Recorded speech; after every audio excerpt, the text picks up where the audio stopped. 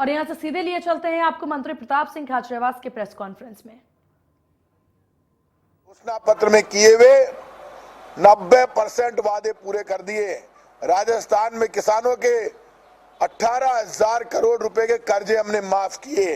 राहुल गांधी जी ने वादा किया था 3 लाख तक के कर्जे हमने माफ कर दिए। केंद्रीय बैंकों के कर्जे भारत सरकार माफ कर सकती है। अब बीजेपी के लोगों को बताना चाहिए।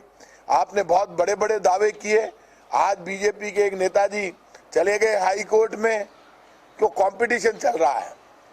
मंच पे कुर्सियां, मंच पे बैठने की होड़ लगी हुई थी बीजेपी के नेताओं में। बाद में चर्चा हुई कि नीचे तो कुर्सियां खाली पड़ी है, अब नेता कोई नीचे बैठने को तैयार नहीं। तो बीजेपी के नेता बता दे, सिर्फ 1000 कुर्सियां लगाई, 150 कुर्सियां भरी, ये कुर्सियां खाली रह गई। लोगों का बीजेपी से विश्वास उठ रहा है। लोग जानते हैं इस देश में पेट्रोल डीजल की महंगाई के लिए बीजेपी जिम्मेदार, देश में भूख और गरीबी के लिए बीजेपी जिम्मेदार।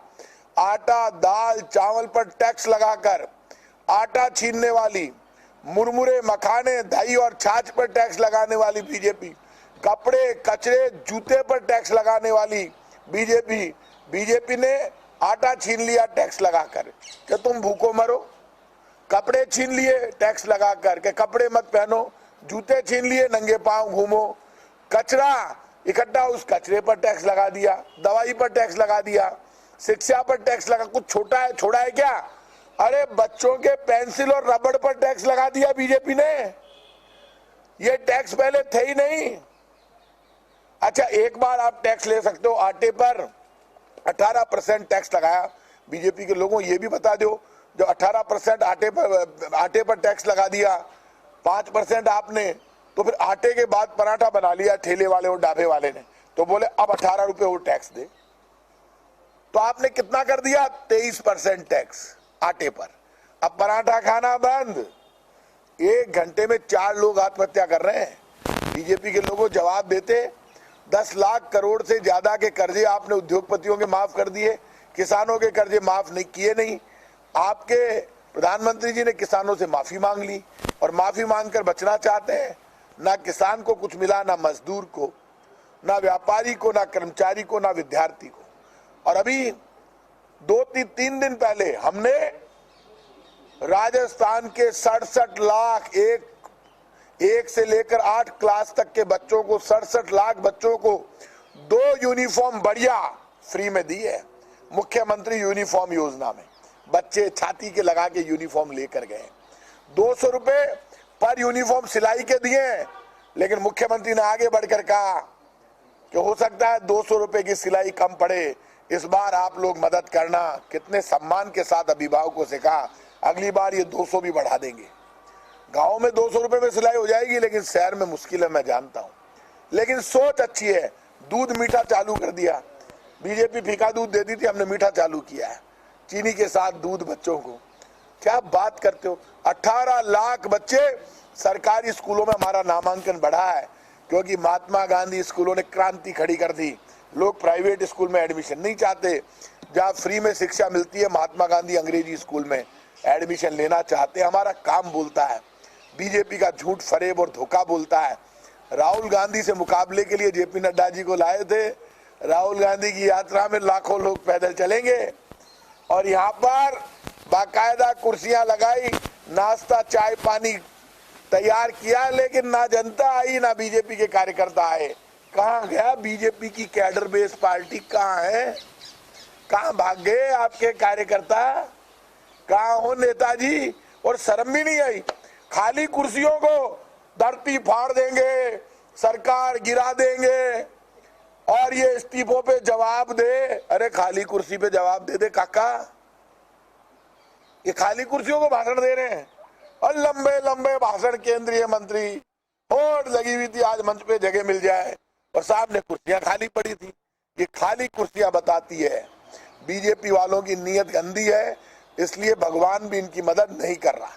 और सुन लेना आप, इस बीजेपी का 2023 में पता नहीं चलेगा। और बीजेपी वाले धमकियां देते घूम रहे हैं सरदार शहर में। कर्मचारियों की धुआं निकाल देंगे, किसान की धुआं निकाल देंगे, मजदूर की धुआं निकाल देंगे, व्यापारी कर्मचारी की। बीजेपी वालों तुम जनता की धुआं निकालने की बात करो, जनता तुम्हारी धुआं निकाल देगी सरदार शहर में। लोग तैयार बैठे पेट्रोल डीजल की महंगाई का बदला लेने के लिए, आटे और पराठे पर टैक्स लगाने का बदला लेने के लिए, क्योंकि आपने जो पाप किए बीजेपी के लोगों, उसका जवाब आपको देना पड़ेगा। जेपी नड्डा जी आए थे, राष्ट्रीय अध्यक्ष है, उनको बताना चाहिए था केंद्र ने कितने टैक्स लगाए, पेट्रोल डीजल महंगा क्यों किया, महंगाई, गरीबी, बेरोजगारी पर एक शब्द नहीं बोला। और कह रहे हैं हमने फ्री में वैक्सीन लगा दी, एहसान कर दिया क्या? और कह रहे कांग्रेस के लोग छुप छुप कर वैक्सीन लगवा रहे थे। हम छुप कर नहीं लगवा रहे थे, वैक्सीन बीजेपी की नहीं है, ये वैक्सीन हिंदुस्तान की है। और वैक्सीन आपने शुरू नहीं की। जब देश आजाद हुआ तो फ्री में वैक्सीन लगाने की शुरुआत पंडित नेहरू ने की। उसके बाद किसी प्रधानमंत्री की हिम्मत नहीं हुई किसी टीके और वैक्सीन के पैसे लेने की। आप कह रहे हो हमने फ्री, आपने तो पैसे मांगे थे, वो तो कांग्रेस ने आंदोलन किया, राहुल गांधी ने आंदोलन किया, तब आपको बैकआउट होना पड़ा कि भाई कांग्रेस हंगामा कर रही है। और वैक्सीन आपने लगाई है तो एहसान कर दिया गया देश के ऊपर। मैं टैक्स पेयर हूं, तुम लोग आटे पर टैक्स ले रहे हो, दाल और चावल पर टैक्स ले रहे हो, तो वैक्सीन भी फ्री में नहीं लगाओगे क्या? पेट्रोल डीजल पर टैक्स ले रहे हो, आटे पर भी टैक्स ले लिया आप तो भाई साहब। तो आटे पर टैक्स लेने वाले कह रहे हैं फ्री में वैक्सीन लगा दी, घर से लाए थे क्या पैसे बीजेपी वाले? नहीं बताओ, या बीजेपी कार्यालय में नोट छप रहे हैं, वहां से दिए क्या पैसे? क्या कमाल कर दिया, झूठ बोलते, शर्म नहीं आती। जहां जाते हैं वैक्सीन लगा दी, वैक्सीन लगा, तेरे लगा ले 50-60 एक साथ लगवा, तू ले जा, एहसान कर दिया हिंदुस्तान पर। वैक्सीन लगा दी, वैक्सीन लगा दी, क्या वैक्सीन लगा दी? कमाल है, ड्यूटी है, बीजेपी ने लगाई है वैक्सीन, भारत सरकार की ड्यूटी है। इस देश की सरकार में खजाना हमारे टैक्स से जाता है। और हमने तो, कांग्रेस तो आटे और दाल चावल पर टैक्स ही नहीं लेती थी, तुम तो उस पर भी ले रहे हो, पराठे पर भी ले रहे हो, नमक पर, सब पर लगा दिया जीएसटी। फॉरेन डायरेक्ट इन्वेस्टमेंट लागू कर दिया 100%। तो आप तो अपनी नीतियों पर खरे ही नहीं हो। आज बीजेपी का शो फेल हो गया, कुर्सियां खाली रह गई। जैसे बीजेपी की आज कुर्सियां खाली रही है, वैसे ही आने वाले चुनाव में बीजेपी की आज जो सीटें उससे भी कम आएगी, क्योंकि राजस्थान की जनता समझ गई कि कांग्रेस की सरकार काम करती है। हमारी चिरंजीवी योजना जिसमें 10 लाख तक का इलाज फ्री है, उसमें जबरदस्त उत्साह, लोग फ्री में जाकर इलाज कराते हैं प्राइवेट अस्पताल में।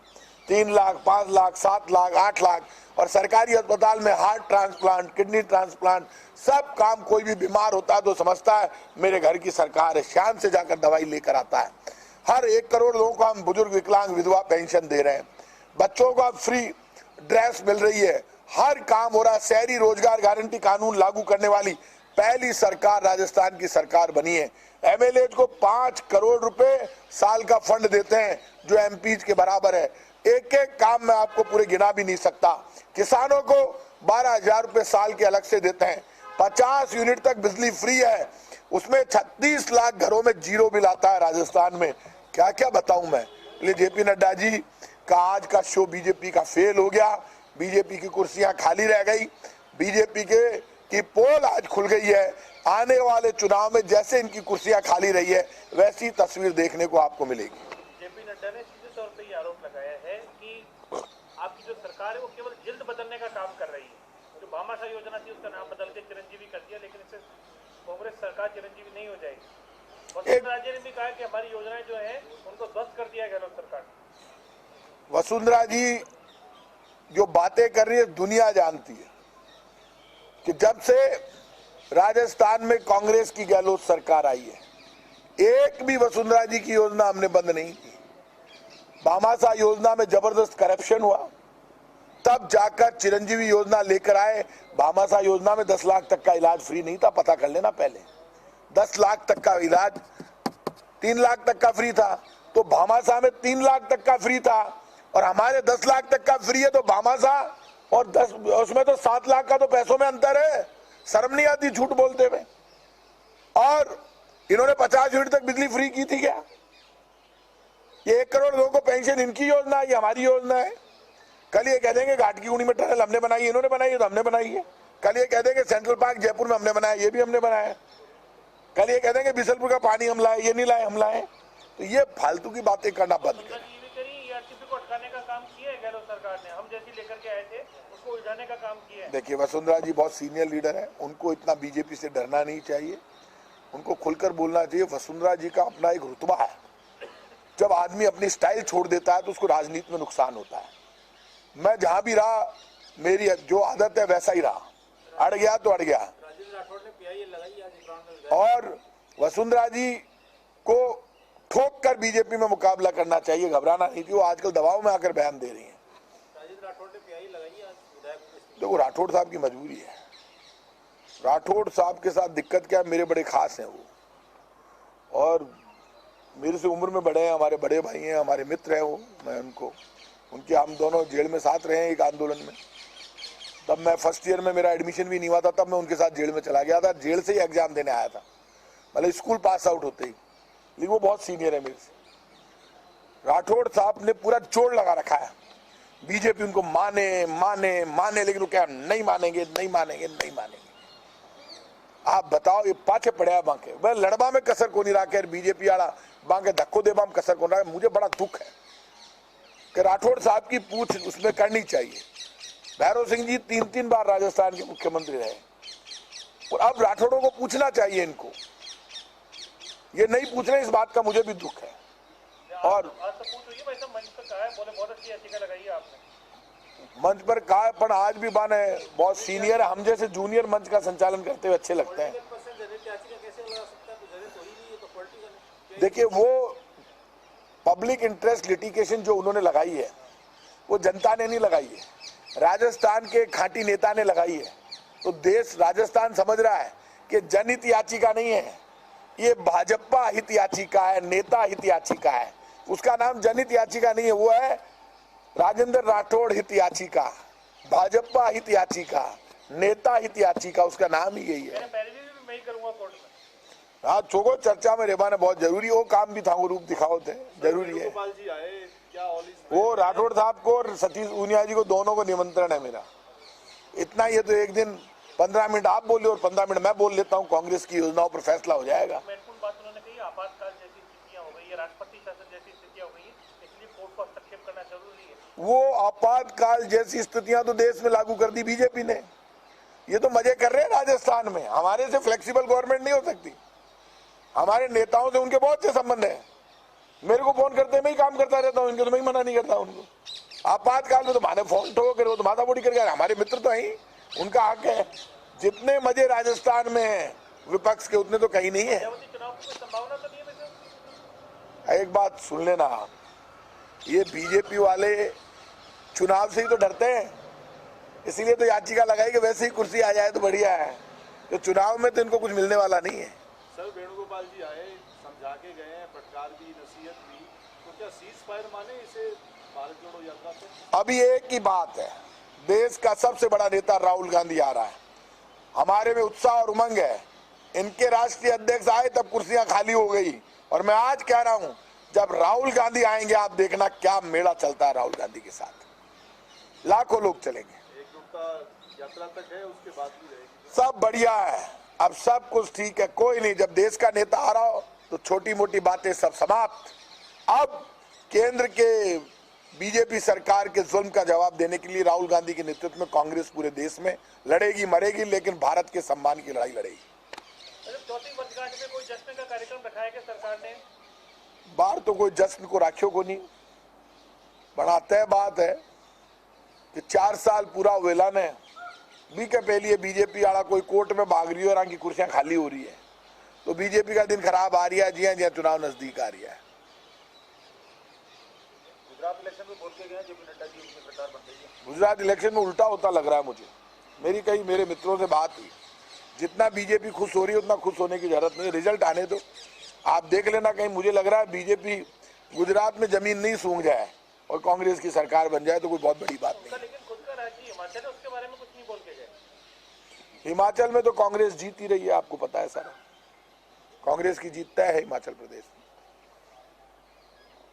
ठीक है, थैंक यू।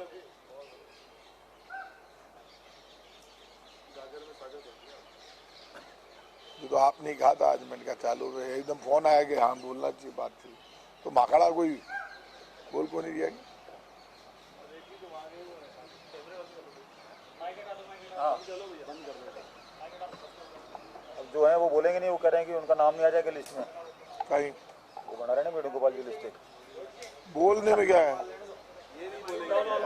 आप पहुंच रहे हैं तो या बीजेपी में बोलना मना आधा घंटा नहीं, अभी जो बयानबाजी है, सब आ रही है। हाँ,